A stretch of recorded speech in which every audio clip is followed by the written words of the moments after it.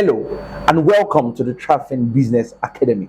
My name is Olusegun Ogedengbe and I'll be taking you on a journey of business masterclass.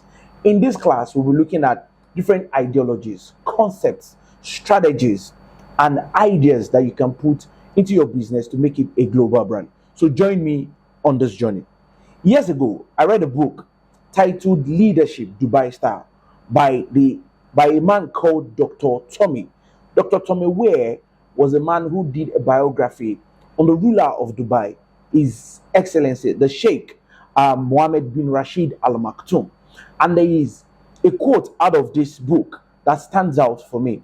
And the quote says that every morning in Africa, when a gazelle wakes up, it knows it must run faster than the fastest lion or it will be killed. And every morning when a lion wakes up, it knows it must outrun the slowest gazelle or it will starve to death. And he said, it does not matter whether you are a lion or you are a gazelle. As far as the sun is up, you better be running. Now, if someone like the Emir of Dubai is giving you a quote, then you need to pay attention to it as a business person. What am I saying? The business world is continuous. Like the lion who wakes up in the morning and the gazelle who wakes up in the morning, so is the business world. It is continuous. The moment you wake up, there is no middle line. It's either you are advancing or you are retrogressing. As far as business is concerned, you cannot be on a spot. If you are on a spot, your competitions are catching up with you. If you are evolving, then you are leaving them behind. So as far as you wake up in Africa, whether you are a gazelle or you are a lion, as far as the sun is up, you better be running. So what are the objectives of this course? On this course, I'll be showing you how to make your business more profitable and build a global sustainable business. Emphasis on sustainability, emphasis on profitability. These two key things are what we'll be looking at in this training model. So a little bit about myself. I'm Olusegun Ogedengbe. Like I said earlier, I am a business developer with experience in the aviation industry and in the SME world. I've consulted for several businesses. And as you're watching this today, I know that yes, I will have a direct impact also on your business as we proceed. So who is an entrepreneur? An entrepreneur is one who has the ability and the readiness to develop, to organize, and run a business enterprise. Now, you see a lot of people say, I am an entrepreneur. But you cannot be an entrepreneur if all you're doing is buying and selling. You cannot call yourself an entrepreneur if you are not developing systems. You cannot call yourself an entrepreneur if you don't have a long-term vision for your business. So if you say you are an entrepreneur, it is important that you have these three attributes. Number one, you are developing something. Number two, you are organizing something. And then you are working on it as a business enterprise.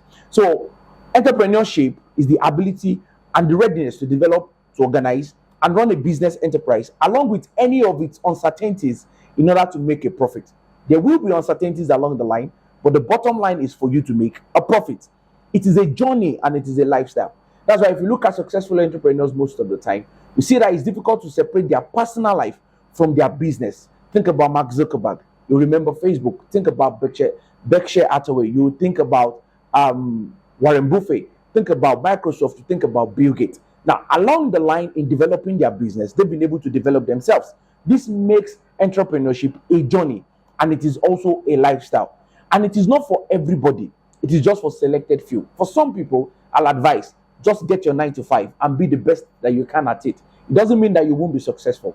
But if you are picking up your quote and you're saying that I am an entrepreneur, then be ready to face the challenges that will come with it because there are a lot of uncertainties. What guarantees that the business you have started today is going to be successful? That is the life of an entrepreneur. And it is an act of never giving up of something you believe in. It is not uncommon in the business world for someone to tell you that your business will fail or for them to tell you that there is nothing in that idea that you are bringing on board. In fact, you find out that most people that are starting out businesses, they pitch to several people and at the end of the day, they just throw it out because they cannot see what you're saying. So an entrepreneur is a business person, is a visionary who understands and sees what people cannot see. Now let's talk about business knowledge. If you're going to have a successful business, then you must have knowledge. If you're going to have a successful business, you must have knowledge. Now there is this saying, as a business owner and as an entrepreneur, you should know a little bit about every aspect of your business, while as an employee, you should know so much about one aspect of your business. Now, let me break that down to you. For some of us, you feel, yeah, finance is not my thing. You feel accounting is not my thing. I'm a salesperson. I'm just a marketer. I just handle data. All these other things do not concern me. Now, if you think like that, then you are not an entrepreneur. You are a solid 9 to 5 person. You are someone that you should get a job. Because as an entrepreneur, everything concerns you. You find out that you are wearing several hats on different days. Today you are the CEO, tomorrow you are the chief financial officer. Tomorrow you can be the cleaner. Tomorrow you can be the customer service representative. At the same time, you are your own lawyer drafting your agreements. At the startup of any business, there is a level of commitment that it takes only a core entrepreneur to be able to deliver at such pace. So what am I saying to you? As an entrepreneur, as a business owner, your part is to know so many things to know little about different aspects of a business operations while you are employing people into your business who have specializations in core areas of your organization. And the CEO, or as the CEO that you are responsible for shaping the company's goal and making sure that these goals are met. So as the CEO, a lot of people find themselves running the operations of their business, and you can get lost in it easily. For example, let me cite an example. If you see someone who is an let's say a barber, somebody who cuts hair, okay. Now it's possible for me to walk into my barber's shop. If he's not there, I'm not going to have my hair cut. I would rather spend my time and wait for him to come before I can get my hair cut. Meaning that his income is directly tied to his availability and his time. This is not what we're talking about. In this class, we're looking at how do you build a system? How do you build a business system? So as a CEO, your job is to make sure that the company's goals are met. CEOs also help define the company's values and how the firm interacts with customers, how you interact with partners, and also with the public. Now, there's this, if you look at what you can see on your screen, it's called the BI triangle. Now, the BI triangle puts the business owner in the place where they should be.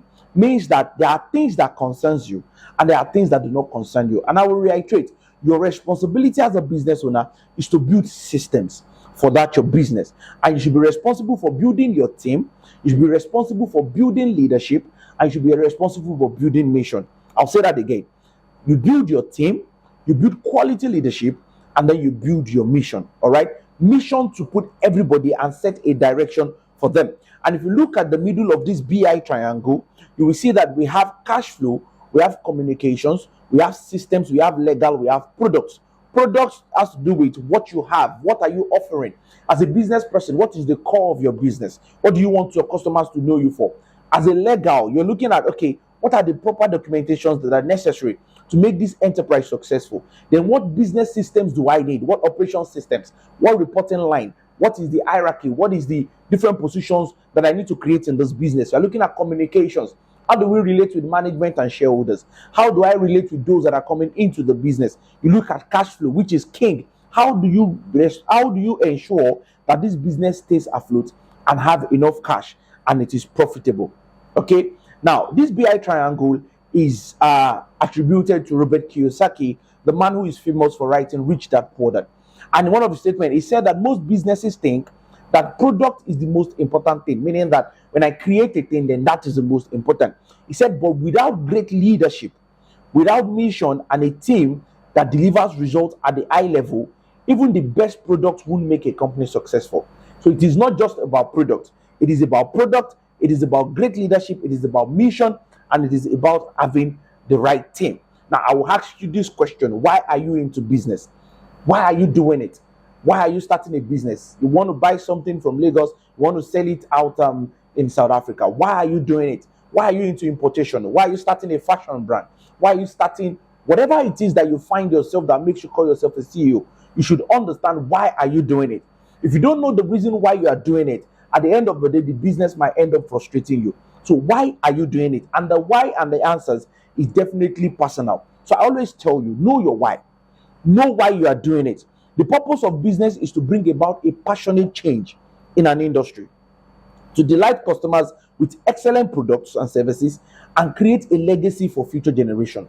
Let me reiterate that the purpose of a business, the purpose of what you're starting, is to bring about a passionate change, something that transforms what is on ground in an industry that delights your customer. Your customers are excited to buy from you. They are excited to experience your service with excellent products and services and create a legacy for future generation. And profit is simply a byproduct of these endeavors. So you don't go into business because you want to make money. No. At the end of the day, you might likely be frustrated.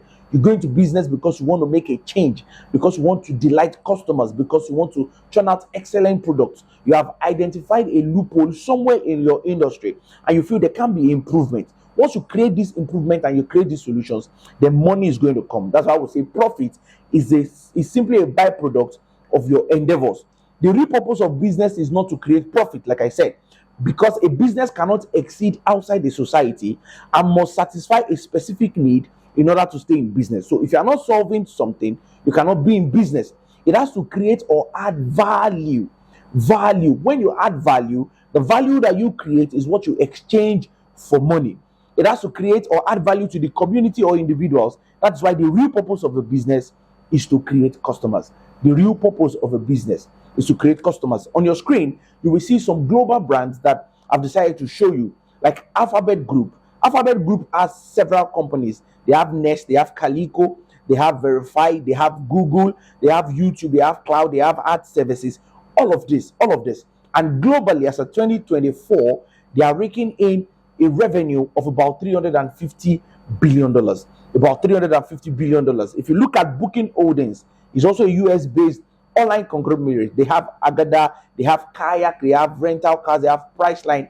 These businesses have several functional businesses. They are raking in $23.7 billion US in revenue. If you look at Disney, as of today, Disney is raking in an average of $91.36 billion US.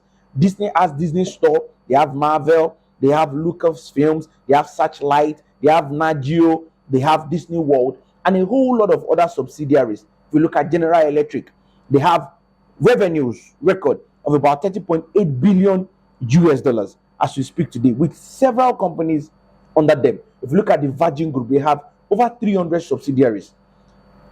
The LVMH Group, they are raking in about 84.7 billion euros. They have Christian Dior, they have Kenzo, they have Tiffany & Co, they have Fendi, they have Louis Vuitton, a whole lot of brands under them. What am I saying? You cannot set a limitation for yourself. There are brands that are changing the world, one product at a time. And whatever it is you are starting, you cannot look at it with a myopic eye. You need to know that you have a whole lot ahead of you and you can change the world and you can build a brand. So in summary, for this part one, I'll say that the responsibility of a business owner is to provide leadership, to drive the business mission, and to create a team. 2, the business owner's responsibility is to have an idea about most operational activities of the business. And finally, you need to understand why you are in business. And that ends the part one of this training. I'll see you in the next class. Thank you.